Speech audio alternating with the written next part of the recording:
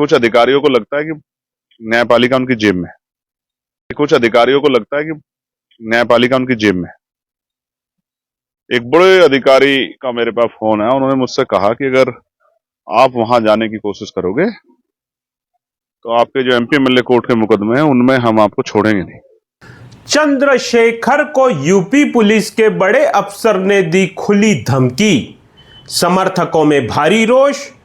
लेकिन सवाल तो यह है कि क्या आजम खान की तरह चंद्रशेखर को भी जेल में डालना चाहती है सरकार?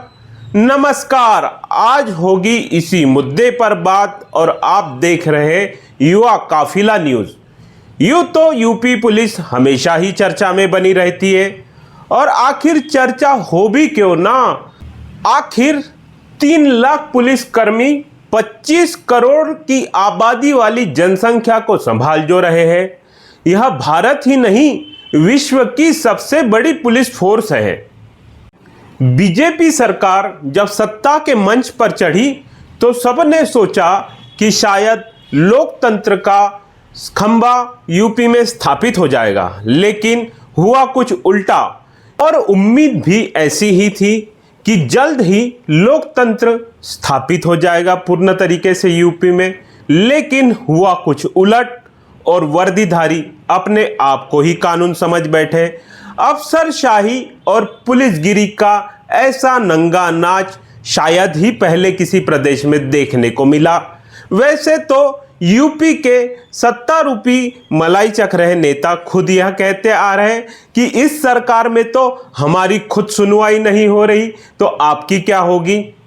मजबूर होकर यही नेताजी कभी एसपी ऑफिस के सामने धरना देते हैं तो कभी कलेक्ट्रेट के सामने धरना देते हैं, और तो और यह पुलिस वालों की जी हुजूरी अलग करते दिखते हैं। ऐसा ही एक ताजा मामला आजाद समाज पार्टी के संस्थापक और नगीना से सांसद चंद्रशेखर रावण के साथ हुआ यूं कि वे मेरठ जेल में अपने ही साथी रविंद्र भाटी से मिलने जा रहे थे, लेकिन बुधवार रात से ही उनके घर के बाहर पुलिस का पहरा लगा दिया गया। जैसे ही समर्थकों को पता चला, समर्थक हजारों की तादाद में चंद्रशेखर के घर के आसपास जा पहुंचे।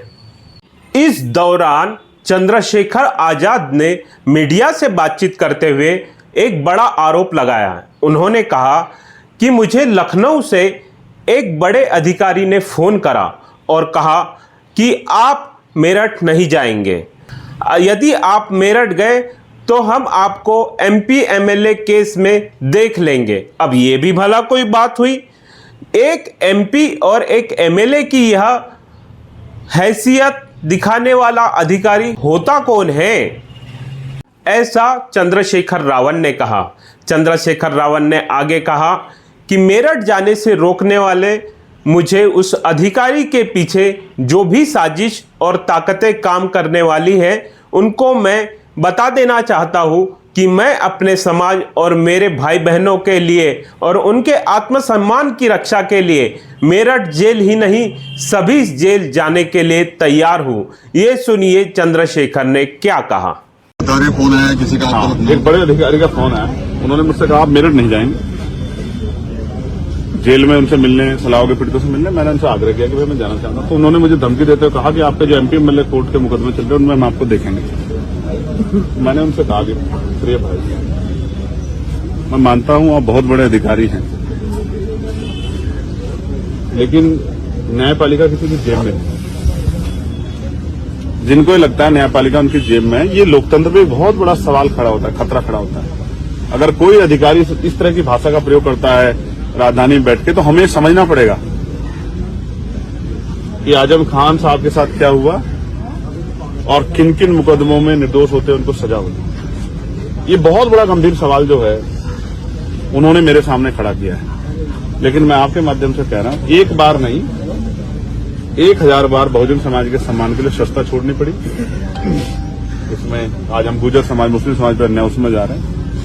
जब किसान, कमेरे, दलित, पिछड़े किसी के लिए कोई अन्याय होगा उनके लिए सस्ता छोड़नी पड़ी, एक नहीं 1000 बार सरकार छोड़नी पड़ी भविष्य में, या जान की बाजी लगानी पड़े, पीछे नहीं हटेंगे।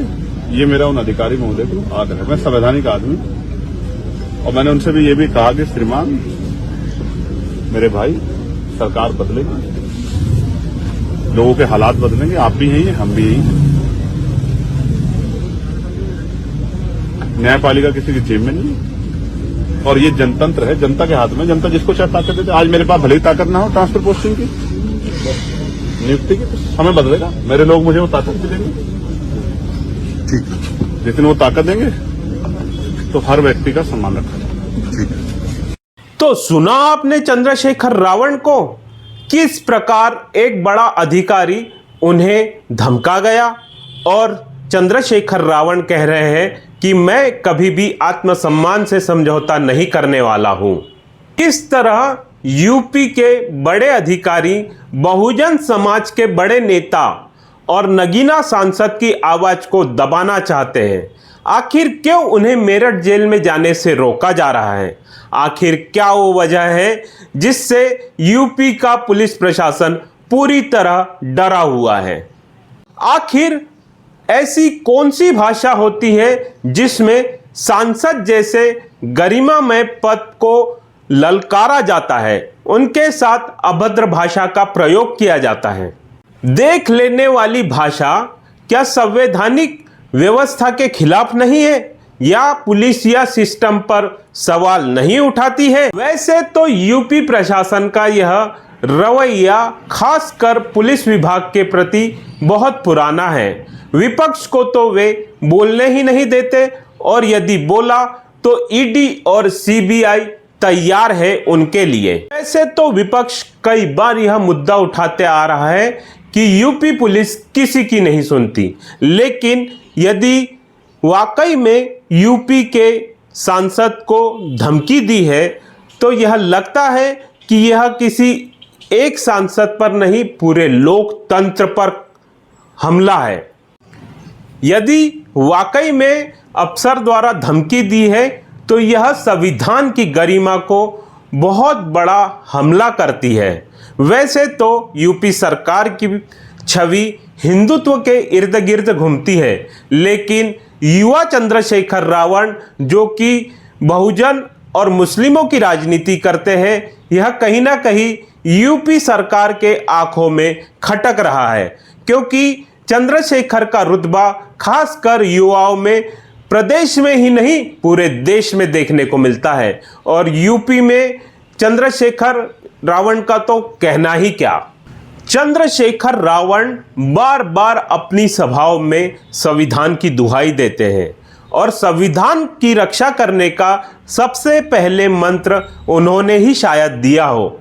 वे बार बार बहुजन और मुस्लिम एकता की बात करते हैं, इसीलिए शायद यूपी सरकार के टारगेट पर वे ही रहते हैं। मीडिया से बातचीत के दौरान चंद्रशेखर रावण ने कहा कि वे जल्द ही आजम खान से मुलाकात करने वाले हैं और इसीलिए भी मुस्लिम समुदाय में उनको बहुत ज़्यादा सम्मान दिया जाता है। चंद्रशेखर ने तो आई लव वाले मुद्दे पर भी अपना रुख साफ कर दिया है। ये सुनिए क्या कहा चंद्रशेखर रावण ने। मैं कह रहा हूं लो मोहम्मद, लो मुझे जेल में डालो, मैं देखना चाहता हूं कि आपकी जेल में कितनी जगह। अब तो आलम यह है, मुझे साथियों द्वारा बताया गया, कहते हैं संविधान ने 25 आर्टिकल 25-26 में धार्मिक आजादी दी है, लेकिन अगर आप आई लव मोहम्मद कह देते हैं तो मुकदमा दर्ज हो जाता है और आपको जेल में डाल दिया जाता है। ये देखिए, अगर आप भगवान बुद्ध की कथा करते हैं तो पंडाल तोड़ दिए जाते हैं, मूर्तियां उठा के फेंक दी जाती है, आपको कोई नई परमिशन नहीं मिलेगी और जिनके पास राजकाज है वो रोज कोई आयोजन करे, उनको किसी परमिशन की जरूरत नहीं है। मैं कह रहा हूं लो मोहम्मद, लो मुझे जेल में डालो, मैं देखना चाहता हूं कि आपकी जेल में कितनी जगह। जैसे कि सभी को पता है कि नगीना में बहुजन और मुस्लिम एकता के कारण ही चंद्रशेखर रावण सांसद बन पाए हैं और असल में वे बहुजन और मुस्लिम एकता की बात बार बार हर सभा में करते हैं। कई बार वे प्रबुद्धजन सम्मेलन में इसी एकता को दोहराते आए हैं। अब देखना है कि आखिर यह बयान किस करवट ले जाता है। आप देखते रहिए युवा काफिला न्यूज़ को। इस मुद्दे पर आपकी क्या राय है, कमेंट जरूर करें।